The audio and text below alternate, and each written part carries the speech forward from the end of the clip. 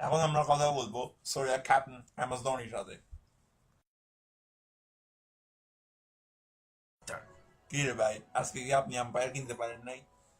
আসলে আম্পায়ারকে বিকাশে 5 লাখ টাকা পাঠাইছিলাম, কিন্তু আম্পায়ার শালা 5 লাখ ফার্স্ট টিয়া বেশি চাইছে, তাই আর কিনলাম না আর কি। Key to success. India won 100% matches when they bought umpires and paid them bribe. এটার মানেটা কি? আসলে টাকা কি গাছে ধরে? আর সব আম্পায়ার তো আর আলিমদার আর গোল্ড ভাইয়ের মতো হয় না।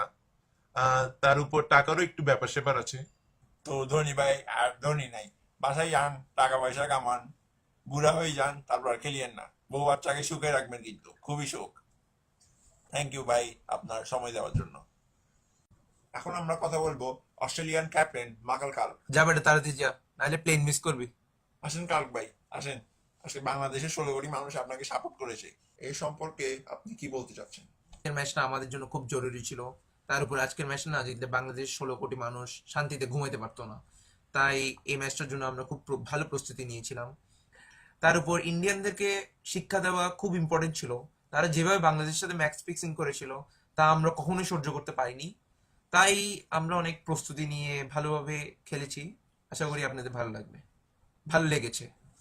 ধোনির মতো সোরদের একটা শিক্ষা দেওয়া উচিত ছিল। তাই আছে না, once a Soar always a Soar.